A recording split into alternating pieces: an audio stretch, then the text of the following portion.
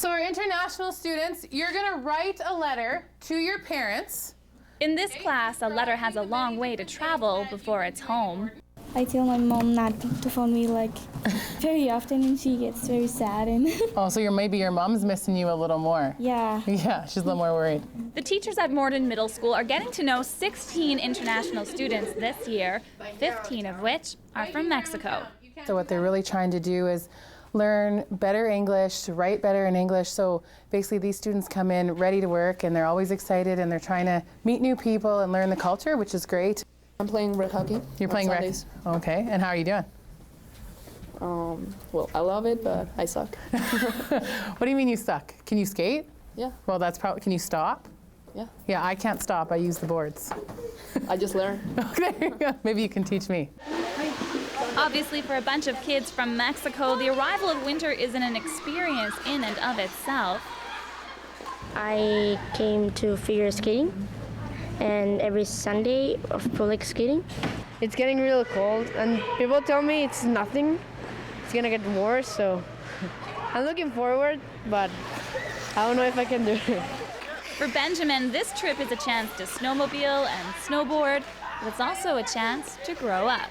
Like coming here, I'll have like way more responsibility, because like here I teach myself to do some like other things that in Mexico my parents do. So I think I'm becoming more responsible. Many of these kids never have done dishes before or taken out the garbage, so it's a real learning experience for them, and their parents like that. We're a hardworking community here. Most of our families are double working parents, so they appreciate the effort that goes in, and they know that the kids are well cared for, and they need to be responsible and grow a little themselves. Many of these students are experiencing a freedom they don't have in their own cities. It's something that comes with a quiet Manitoba town. As you can see, it's small, and there's really few shops and places to go to, but it has its positive things, like you can go biking to almost everywhere, and like everything's so near you. Over 10 months, these students will explore all of the things Morden has to offer. And because they're set up with host families, they get a sense of what it's really like to grow up in Manitoba. It was like warmer. We used to go biking all day, like to Dairy Queen or McDonald's, and then on Sundays we go to church and then to eat lunch, and some of them go public skating.